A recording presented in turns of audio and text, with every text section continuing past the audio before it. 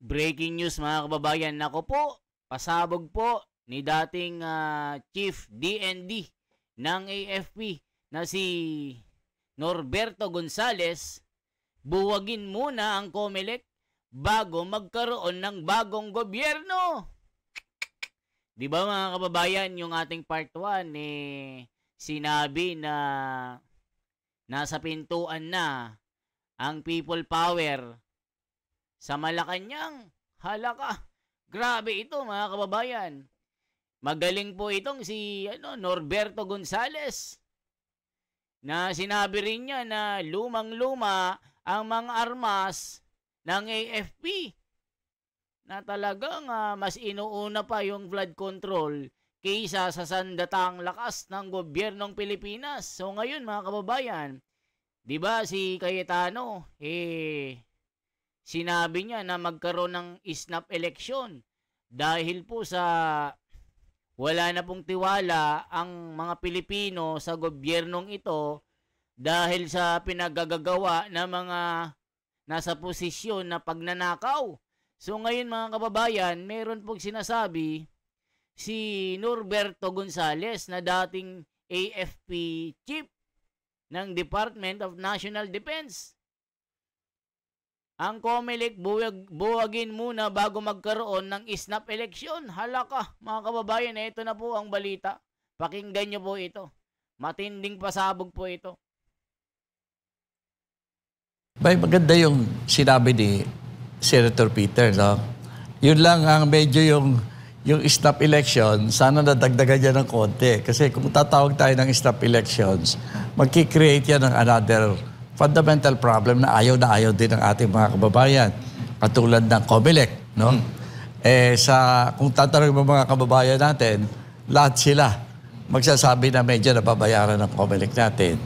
Sana, idinagdag ni Senator Peter na kung tayo tatawagin ng snap election, ayusin natin yung COMELEC. O baka mas maganda, i-dissolve na muna natin at gawa tayo ng panibagong electoral system. Kasi nga naman mga kababayan, kahit yung mga talo na nananalo kay Garcia. Kaya ditong COMELEC na ito, masama at hindi maganda ang imahe sa tao. Kasi nga po, yung mga talo nananalo at yung mga walang kapanapanalo, panalo. Hala ka.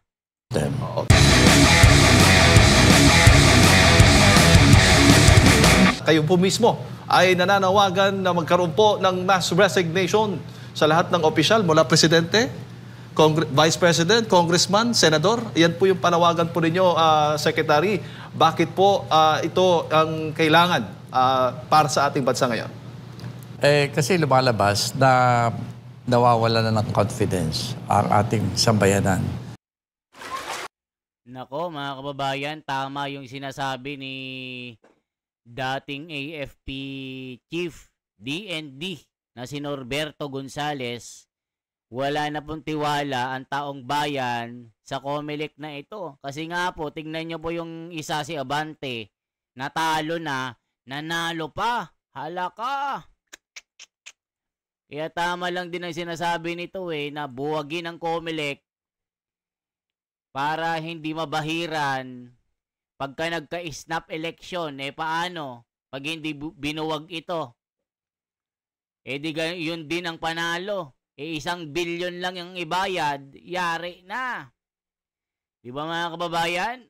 Wala din, kaya sinasuggest ni Alan Cayetano, snap election. Sabi naman ni Norberto Gonzales, ang dating Army DND Chief ng Philippines, ng Armed Forces of the Philippines, buwagin ng COMELEC para hindi mabahiran ng masamang imahe. Hala ka, mga kababayan. Matindi ito. Talagang nakakakilabot po ito kasi yung iba kasi, talo na, nanalo pa. Example po si Abante. Diba, nagprotesta. Nanalo yung kalaban. Kinausap lang si Garcia, panalo na. Yari. Tindi ng estratehiya, no? Talagang kahit saan, merong galamay. Tuloy pa natin dito. Matindi po itong pasabog na ito. mga kababayan ko. No. Sa ibang bansa, normal naman yan eh. Kapag nakita wala ng confidence ng taong bayan sa gobyerno, ay nagkakaroon ng pag-alis sa pwesto at pagkakaroon ng panibagong eleksyon. No? Normal yan. Pero dito sa atin, kailangan pa yatang mag-people power bago matauhan ng ating mga nasa pwesto para mag-resign na. No? Hindi naman nangangahulugan na pag nag-resign ka, kasama ko doon sa mga corrupt. No? Ang importante, yung spirit ba na pinagbibigyan mo ang taong bayan. Kasi Nako po, parang malabo po na magre-resign ng mga ito. Sir, Chief Norberto Gonzales, parang malabo di ba? Nagnakaw na nga tinatanggi pa na malinis Di ba? Iyan pa kaya na panawagan na mag-resign? Nako po, kasi pag nag-resign ng mga yan at tumakbo sa snap election, magiging talo na po. Talong-talo, hindi na sila mananalo. Yari na. hinihiling na ng pagbabago ng sistema, pagbabago ng politika, pagbigyan naman. Well, ang people power ba o ang isang revolusyon, hindi na ba ganoon ka-epektibo sa ngayon? Akala ko hindi na Akala ko talaga hindi na kasi ang tingin natin, mga kababayan natin, abalang-abala sa paghahanap buhay para makakain ng 3 beses araw-araw. Pero yung September 21, no, yung nangyari, surprising yon para sa lahat. Pati yung palagay ko, pati yung nagyaya ng marcha, na-surprise sa dami ng mga kababayan na gustong sumali. Maraming nagsasabi na, bakit pa hindi kami sumali doon sa marcha, no? So nakita natin, medyo marami na yung nagpunta doon sa September 21. Pero palagay ko, higit na mas marami yung gustong sumama sana. No? Nakita nga lang natin na hindi pa pare-parehong issue.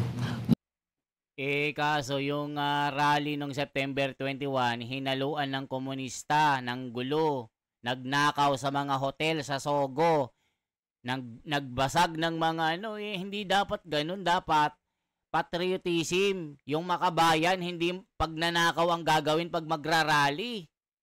Tignan nyo, nagbayad sila ng mga minor de edad. Kung sino-sinong mga kinuha nila, nagsunog ng mga sasakyan, nanuntok, sinakta ng mga pulis. Ganun ba ang people power? Hindi po. Yung mga pulis hindi dapat sasaktan. Dapat pag magka-people power, makabayan ito. Kung manggugulo, terorista, hindi ganun. Kailangan na yung gagawin ng tao, peaceful rally dapat. Kailangan na naaayon pa rin sa batas. Para itong mga politikong mga kupal na mga ito, magsilayas at mag-resign. Normal yun sa simula. Normal lang yun. Oo. Well, itong si Senate Minority Leader Alan Peter Cayetano, siguro narinig po niya yung inyong panawagan ng mass resignation, maging siya ay handa na manguna dito nga sa panawagan na mass resignation basta masolusyonan lamang po itong korupsyon dito sa ating bansa. Ano naman masasabi po ninyo? Maganda yung sinabi ni Senator Peter. No? Yun lang ang medyo yung snap election, sana nadagdagan niya ng konti. Kasi kung tatawag tayo ng snap elections, magkikreate yan ng another fundamental problem na ayaw din ng ating mga kababayan. Katulad ng COMELEC. No? Kung tatanungin mo mga kababayan natin, lahat sila magsasabi na medyo nababayaran ng COMELEC natin. Sana, idinagdag ni Senator Peter na kung tayo tatawag ng snap election, ayusin natin yung COMELEC.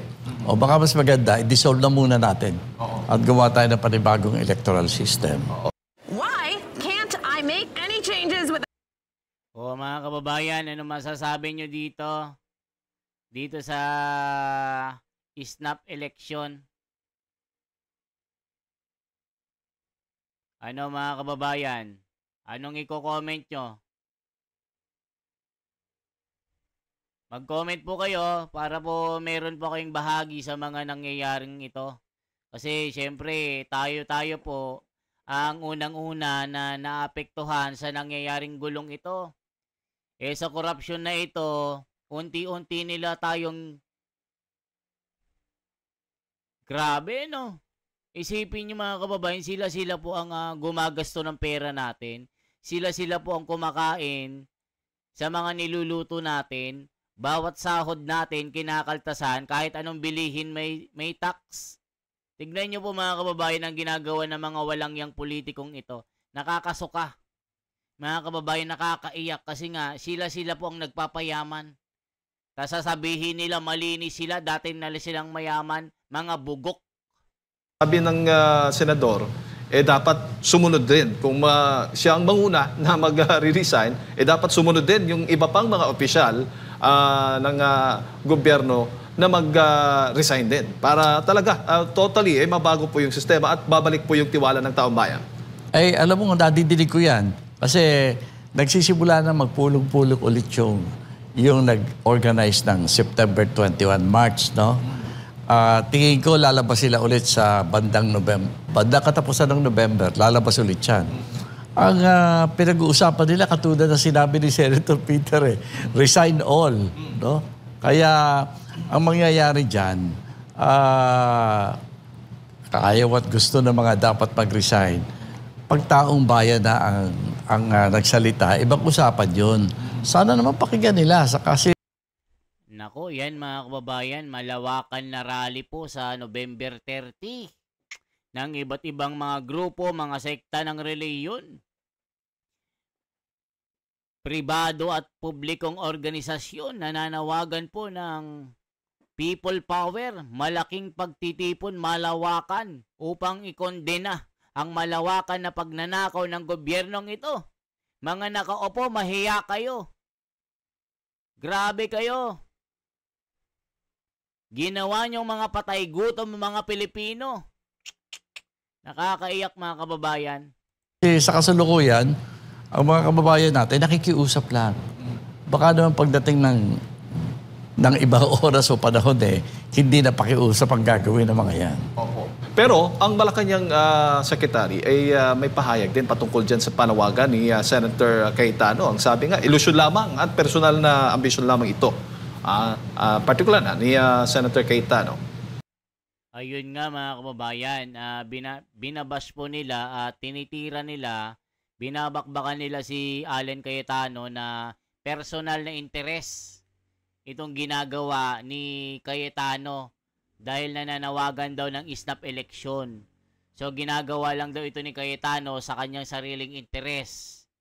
Naniniwala ba kayo mga kababayan, ang mga ayaw si De Lima, sila Franz Castro ay hindi.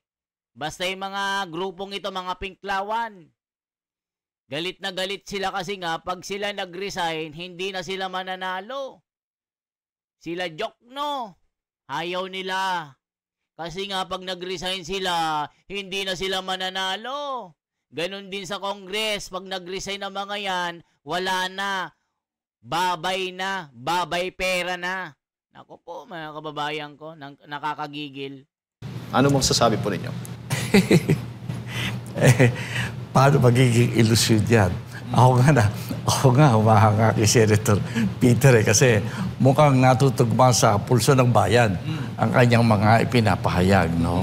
Dahil talaga naman, ay ewan natin sa Malacanang kung nararamdaman nila at nakikita na ang taong bayan talagang walang-wala na halos tiwala sa mga nakaupo sa gobyerno sa kasalukuyan, no? Kung hindi sila makikinig dyan, hindi maghintay sila. Opo. Tingnan natin kung anong mangyayari. Opo.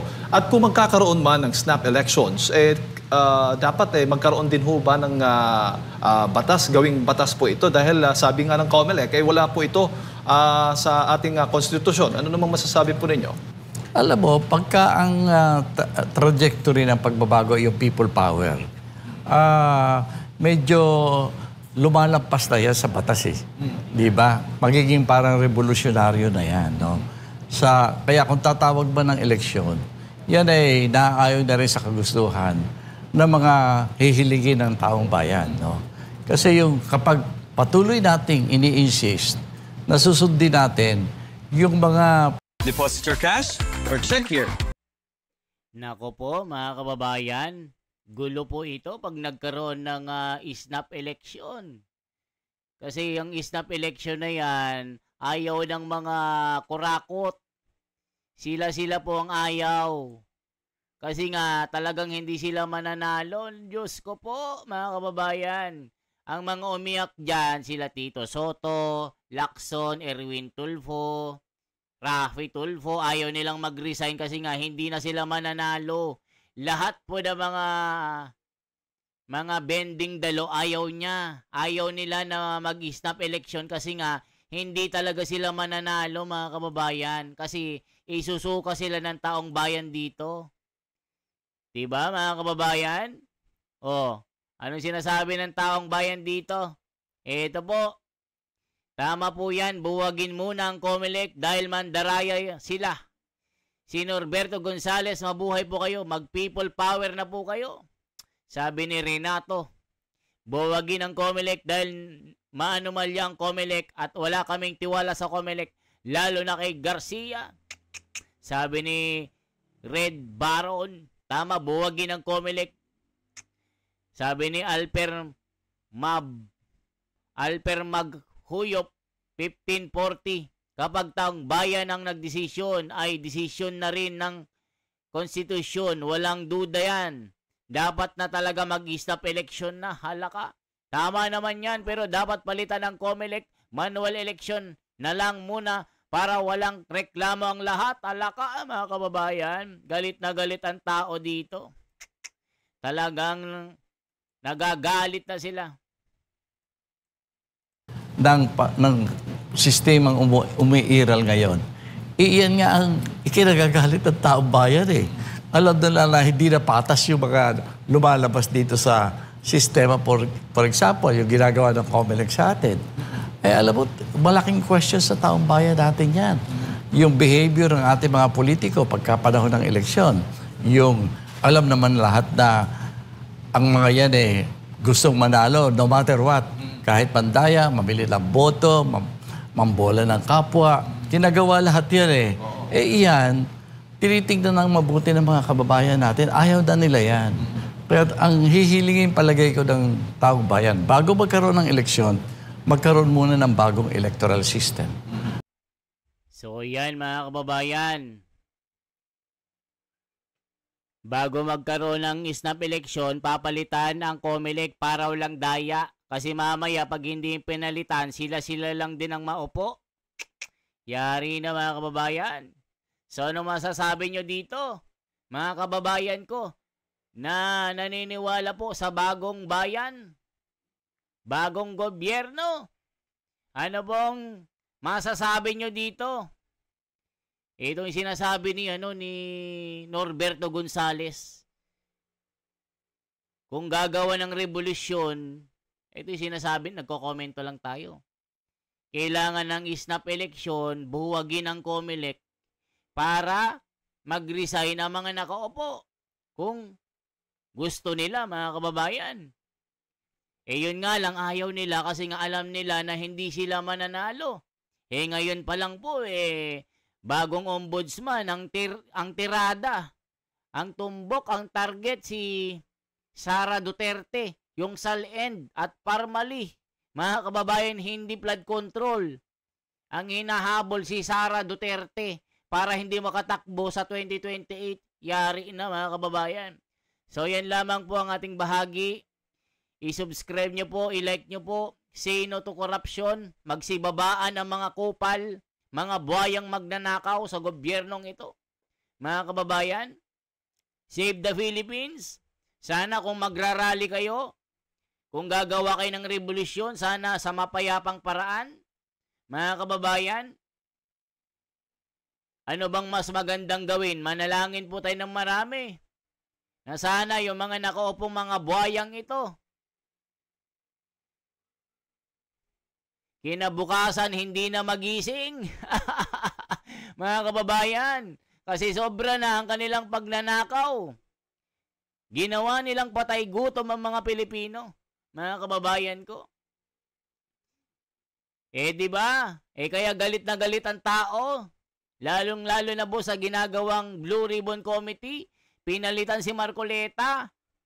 pinalitan ni Tito Soto at Lacson para takpan ang katotohanan. Si Marcoleta naglalabas ng witness, hinaharang. O anong tawag doon? Mga protektor. O mga kababayan, ano masasabi nyo dito?